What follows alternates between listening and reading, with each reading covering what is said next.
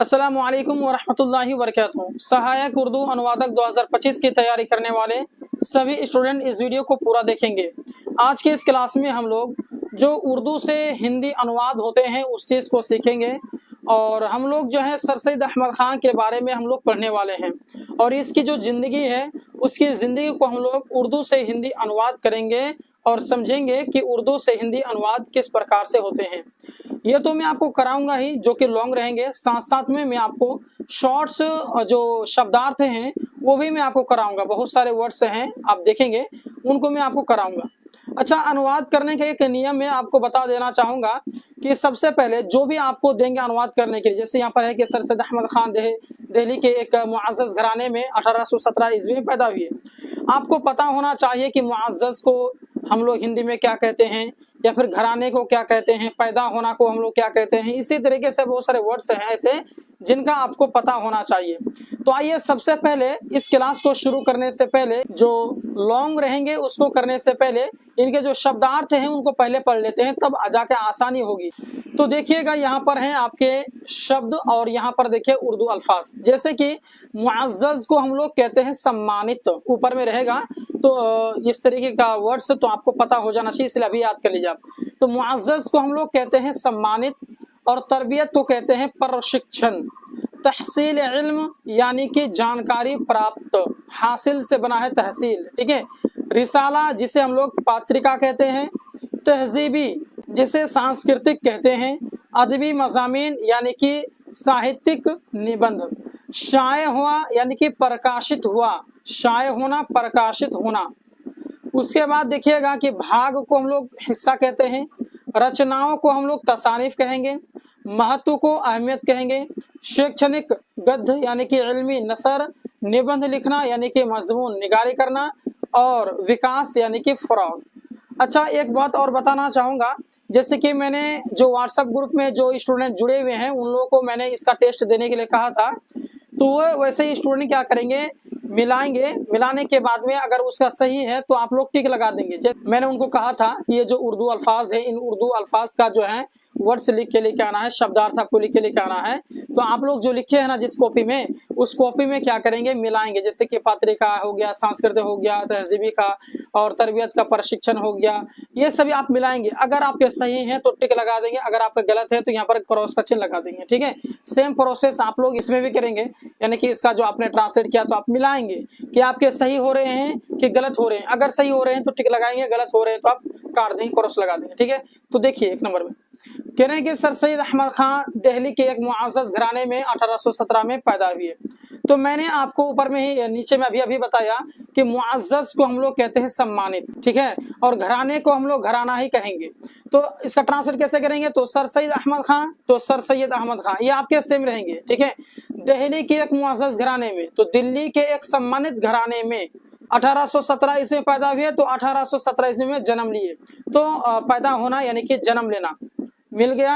चलिए इसी हिसाब से हम लोग ट्रांसलेट करेंगे। धीरे धीरे प्रैक्टिस में जब आप करेंगे ना तो सब आ जाएगी इंशाल्लाह, बहुत आसान है। अगला देखिए कि सर सैयद की तरबियत उनकी वालिदा के ज़ेर साया हुई। तो सर सैयद तो ये तो नाम है, ठीक है, ये क्या है, नाम है आपके। और तरबियत को हम लोग कहते हैं प्रशिक्षण, जैसे कि मैंने अभी आपको बताया।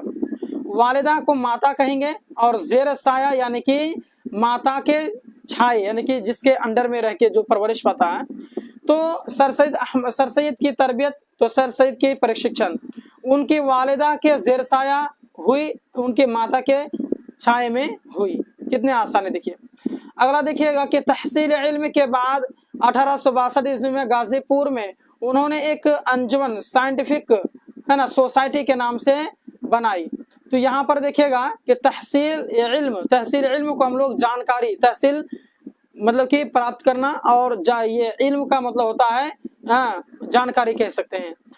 1862 में गाजीपुर ये तो नाम है ना, अंजुमन साइंटिफिक ये भी आपके क्या है, नाम है, ये तो सेम रहेंगे। सोसाइटी ही रहेगा, ये इंग्लिश शब्द है, ठीक है। चलिए मिलाइए फिर। तो तहसील इल्म के बाद 1862 ईस्वी में, तो जानकारी प्राप्त करने के बाद 1862 ईस्वी में गाजीपुर में उन्होंने एक अंजुमन साइंटिफिक सोसाइटी के नाम से बनाई। तो एक अंजुमन साइंटिफिक सोसाइटी के नाम से बनवाई। तो ये आपके रहेंगे इस हिसाब से। वैसे आपको बता दूं कि ये सभी आसान है, आप लोग धीरे धीरे जब प्रैक्टिस करना शुरू करेंगे, है ना, जो मैं कहता हूँ टेस्ट लगाने के लिए टेस्ट भी लगाएंगे, तब जाकर के आपके प्रैक्टिस जो है मजबूत हो जाएगी कहीं ना कहीं। ठीक है, चलिए, टाइपिंग मिस्टेक है, ये 1869 यहाँ पे होना चाहिए था। तो 1869 ईस्वी में सर सैयद इंग्लिस्तान गए। कहाँ गए? इंग्लिस्तान गए।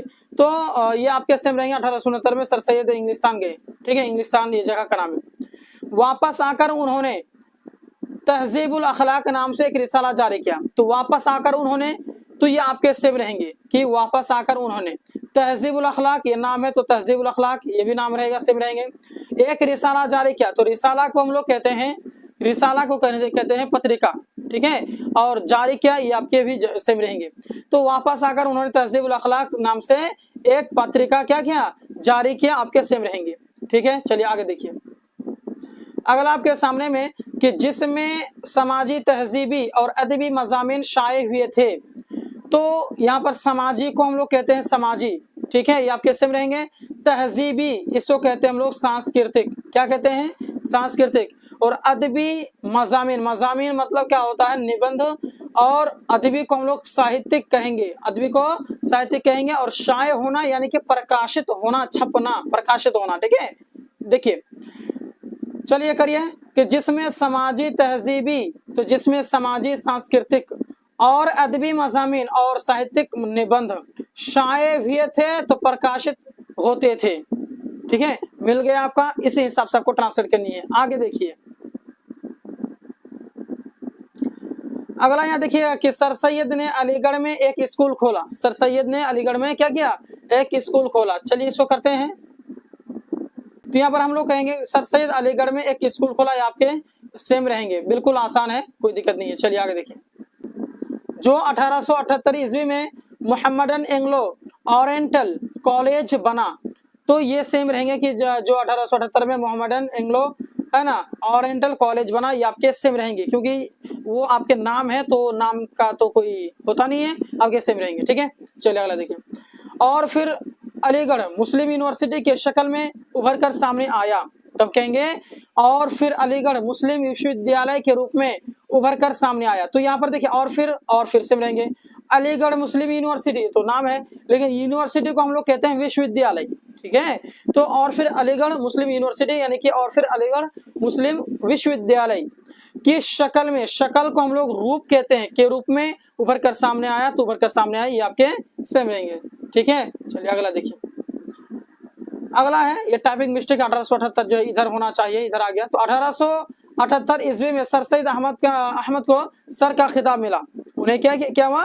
सर का खिताब मिला। तो 1878 ईस्वी में सर सैयद को सर का खिताब मिला। आपकी ये बिल्कुल राइट होंगे, सही होंगे।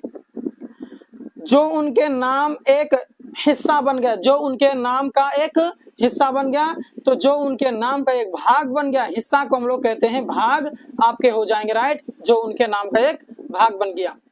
ठीक है, चलिए आगे देखिए।